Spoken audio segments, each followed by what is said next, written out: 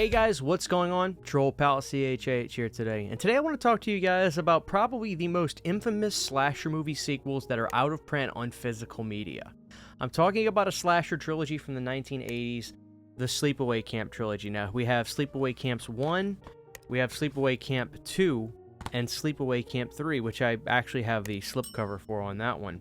Now, the interesting thing about this is if you want to get these on physical media, the first one you'll have no issue with. Now, you won't get the slipcover with it at this point, but if you want this slasher sequel, or this slasher film on Blu-ray, you can get it on Amazon right now for $12. But when it comes to these two movies, Sleepaway Camp 2 and 3, they are out of print and have been out of print for a very long time. Now, the question is why? There are some variables, but there are things that I want to discuss and try to get the dialogue open on this situation. Because one thing I get asked a lot is, Christian, should I pay for the Sleepaway Camp sequels on physical media? They're out of print. Do you think they're going to come back in print? And it's funny because I constantly say yes, they will, but as time goes by, they simply don't. So why is Sleepaway Camp 2 and 3 out of circulation on physical media? Why has no other company picked it up? It's been many years since it's been out of print, and nobody can really give a quite good answer. So, the first thing I said is, okay, let's look at the releases and try to put pen to paper and try to figure out some legal situations that there might be. Okay, so when you look at the side, right away you'll notice something. On Sleepaway Camp 1, it's missing something. Sleepaway Camp 2 and 3 are under the MGM banner. So, okay, so I looked that up. Sleepaway Camp 1 was obviously a low budget movie. Not that the sequels were any much bigger, but they obviously got some distribution from a major distributor like MGM. So Sleepaway Camp 1 has no issue getting redistributed with Scream Factory, and they're able to keep that in print because I looked up the production company. It was very, very minor. Something that either is not around anymore, it's under the rights of a one-person thing. Regardless, what I'm saying is it's probably very easy for Scream Factory to keep up their license and keep this movie in circulation on physical media. So, and it is, like I said, till this day, Sleepaway Camp 1 is still in rotation. But 2 and 3 were gone as soon as they seemingly arrived, and I don't know why. So, when I first saw these movies, I really liked them, and I really liked the lead. I didn't know anything about Sleepaway Camp 2 and 3. I remembered that infamous image of the girl with the backpack on the cover with the Jason hockey mask and the Freddy fingers, but that was about it. So I got these at FYE around what year did this come out? 2015. So yeah, it was probably 2015 or early 2016 I picked these up, and I got both of them the same day. Sure enough, this one still had a slipcover, which is cool, and I really like these movies. So I was fascinated to know, like, okay, this is Angela, but is it like a different Angela kind of? And this Angela is getting revenge on these kids doing bad stuff in camp, and it's a different camp, and they're really schlocky in a different way that the first one was, and they're very tongue-in-cheek, but they're really funny. And I noticed the presence of really great heavy metal by a band called Obsession. The first movie, there's a song called Desperate to Survive. Now, when you put on the Blu-ray for part 2, you're going to be greeted to this amazing song called Desperate to Survive, and it's this gorgeous late 80s kind of like heavy metal, not really hair metal, but like kind of more just like a heavy metal ballad in a nice minor key, and it just sucks you right in, so it really sets the tone for the movie. And with Sleepaway Camp 3, when you open up the menu for this one, it's the same band, Obsession, and it's another song that is a lot more fast-paced, almost thrash metal. Method of Madness, I believe is the name of the track. Both from a band called Obsession, so they obviously had some kind of deal with the company to do music for those movies. And then I realized I really like the lead, the girl who plays Angela. Let me look into this. And this is where I found out that the lead of Sleepaway Camp 2 and 3 was played by Bruce Springsteen's baby sister, Pamela Springstein. That's right, Pamela Springstein is the star of Sleepaway Camp 2 and 3. So she was really trying to get into the movie business during this time, and she would have some cool roles. As a matter of fact, I recall seeing her in an episode of Family Ties, which is a Gary Goldberg produced a TV show that starred Michael J. Fox, Michael Gross, Justine Bateman. Huge sitcom in the 80s. So she had some good opportunities, but I don't think her movie career either panned out the way she wanted it to, or it turned out it wasn't for her. So I don't know if these were some of the last things she did, but I did some research, and turns out she refuses to talk about these movies. There is no documentation of her really commenting on these films, talking about these films. She doesn't do interviews about these films. Obviously, she's not on these Blu-rays.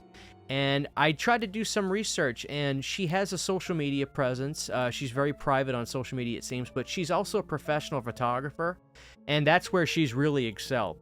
So I started doing research on that, and Tears for Fears has a great record from '93. The name of the record slips my mind, but she did the photography for the cover art of that record. So she went into a different field in the 90s, and she has a website. She's a professional photographer.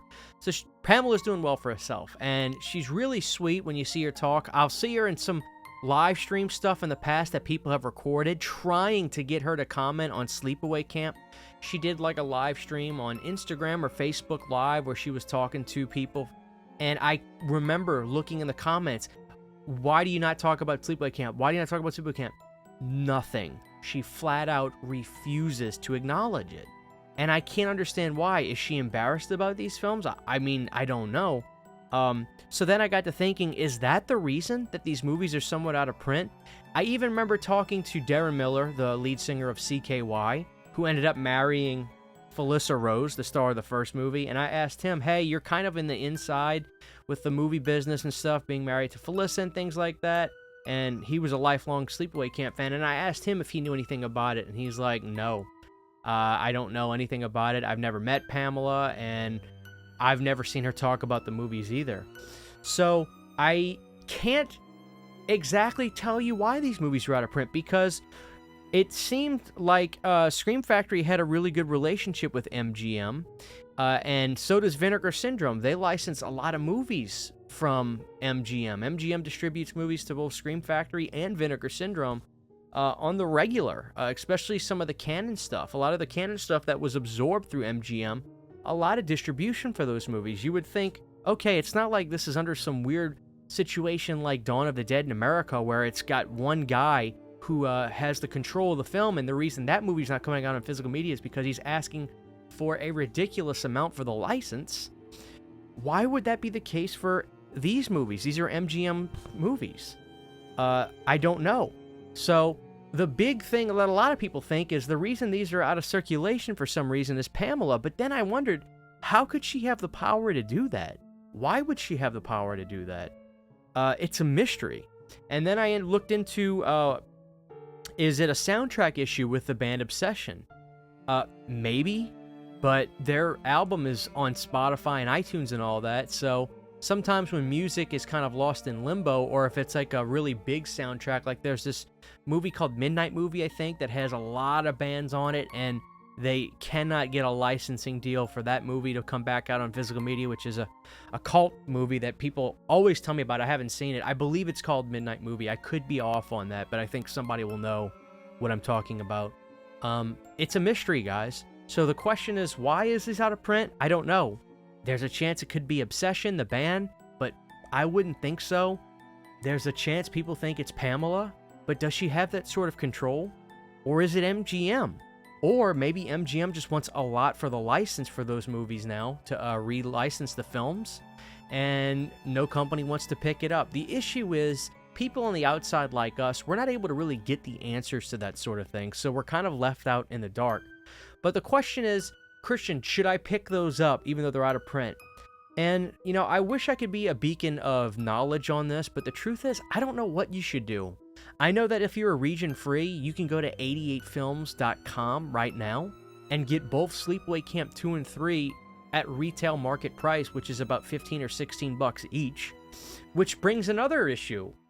Overseas, the licenses for Sleepaway Camp 2 and 3 are still fine. 88 Films has had the rights to those movies for years. Now, back in the day, a lot of those 80s slasher films, got distribution from different companies because they would sell the distribution for foreign to basically fund the movies. That was standard practice in low-budget filmmaking back then. That's why even stuff back in the day, like for Friday the 13th, for instance, in other countries, it's under Warner Brothers Home Video, not Paramount, because these companies would sell foreign distribution rights and stuff all the time. I don't think that's the case as much anymore, but a lot of those films back then had different distribution labels overseas. So MGM is the rights holders for Sleepaway Camp 2 and 3 in America, but it may not be overseas. I'm going to assume it's not. I don't have that answer, but if I had to place a bet on it, I would say it's absolutely not under MGM, because more than likely that could be the issue. So that leads me to believe that maybe it is some kind of high fee issue that MGM has with the films. Maybe Pamela has some kind of swing. I mean, her brother is Bruce Springsteen, but why would she be so gung-ho to make these films disappear? I don't know. I thought she was fine in them. As a matter of fact, I think she's really good. So guys, this video is just really kind of talking about the legend of Sleepaway Camp 2 and 3. I don't have answers on this. I've had some people say, oh, they're coming out, but when? I've been hearing this for years.